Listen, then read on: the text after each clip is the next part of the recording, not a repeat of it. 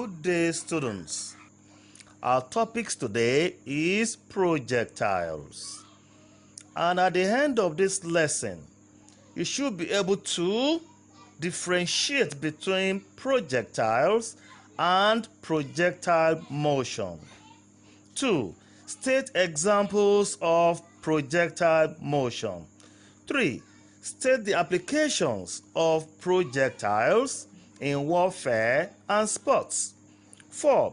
Define with formula for each of maximum height, time of flight, and range of a projectile. 6. Solve simple problems on projectiles. Now, what is projectile? Projectile is an object thrown into the air and allowed to move freely under gravity, while projectile motion is defined as a two-dimensional curved motion of an object thrown into the air with constant acceleration. The path of motion of a projectile is either a parabola or trajectory or a portion of a parabola. It should be noted that projectile has a constant horizontal motion with constant speed and a vertical downward acceleration due to gravity. Examples of projectile motion are the motion of 1. A thrown tennis ball rebounding from a wall. 2. A stone released from a catapult. 3. A bullet fired from a gun. 4. An athlete doing the high jump. 5. An athlete throwing a javelin or a shot put. 6. A kicked football. Applications of projectile. It has application in warfare and sports. Its applications in warfare aim at targets to obtain maximum height and maximum range in a bullet fired from a gun and shot arrows, while its applications in sports are throwing of javelin, shot puts to maintain maximum range, and also doing the high jump to maintain maximum height. Terms and formulas used in projectiles. 1. Time of flight is the time required for the projectile to return to the same level from which it was projected, and it is given by T is equal to 2u sine theta all over g, where u is the initial velocity of projection, theta is the angle of projection, and g is the acceleration of free fall. It should be noted that the time to reach the maximum height is half of the time of flight, or time of flight is twice the time to reach the maximum height. Therefore, time to reach the maximum height is equal to u sine theta over g, where the symbols have their usual meanings. At this junction, I want you all to answer the following questions. 1. What is a projectile? 2. Give 4 examples of projectiles in everyday life. 3. State 2 objects each used in sports and warfare which may be considered as projectiles. We shall be right back.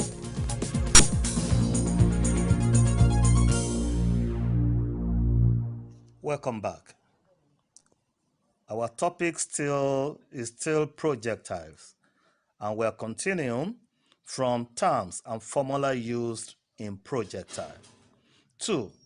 The maximum height h is the highest vertical distance attained by the projectile as measured from the horizontal projection plane, and is given by h is equal to u squared sine squared theta divided by 2g, where all the symbols have their usual meanings.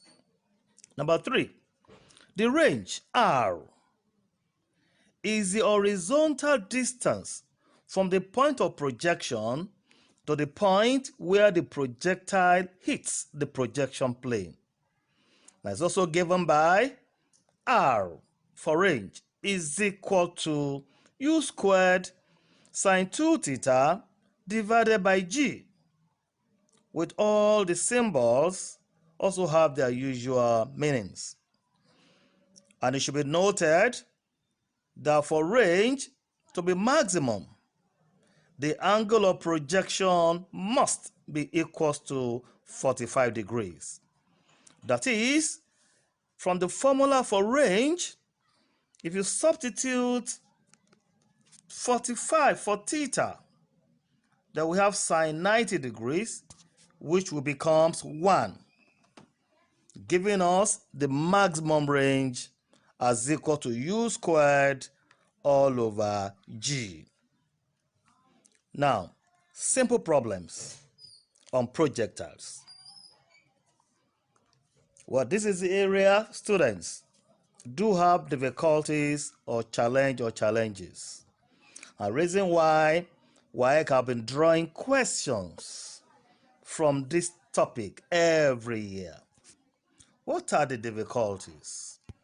Students cannot differentiate between an object that is projected a distance from a distance above the ground and an object projected with an angle to the horizontal.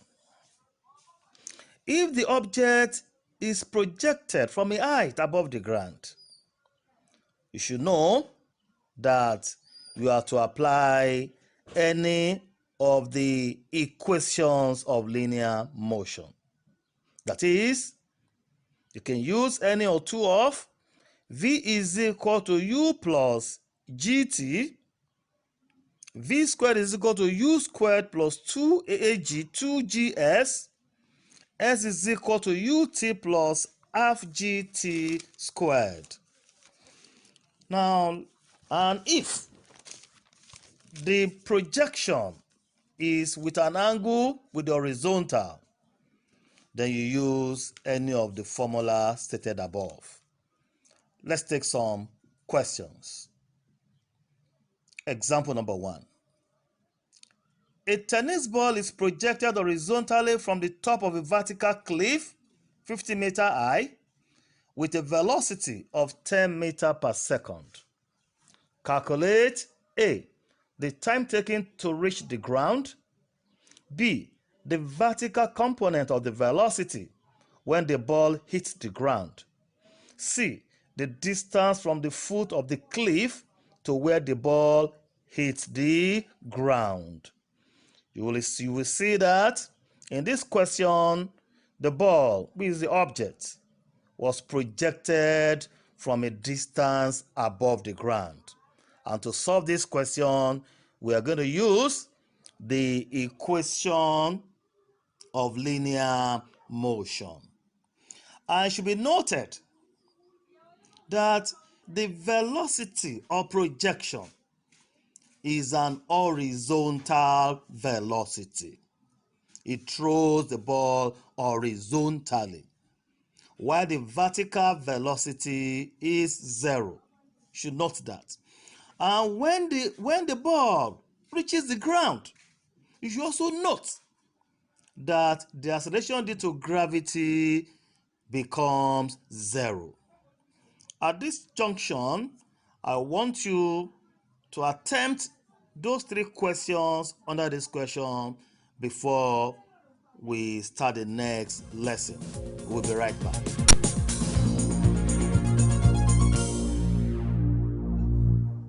You're welcome back. Well, we're continuing from the simple problems on projectiles.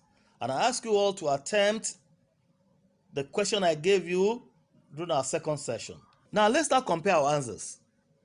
Don't forget I said you should note that if an object is projected a distance above the ground, you should know that the velocity of projection is the horizontal velocity, while the initial vertical velocity remains 0. And when the object gets to the ground, then g becomes 0. This is what you need to note in taking problems on projectiles above the ground. Now, this question, we want to count the time taken to reach the ground. U vertical, along the vertical is 0, and we're going to use one of the linear equations. Which one of them? Oh, the third one. Oh, that's wonderful. And that is S is equal to ut plus half gt squared. Since the ball passes through the vertical height to get to the ground, that S is 50, U is 0 because the initial vertical velocity, we do not know t, g is 10. While when you solve for t, that will give you 3.16 seconds. For the second one, velocity along the vertical velocity for the ball that takes the ball to the ground. That's the final velocity along the vertical. The initial velocity vertical still remains 0, and so the ball passes through that height, that S will be the height. So we're going to use the first and the second equation of motion. That is, v squared is equal to u squared plus 2gs, or v is equal to u plus gt.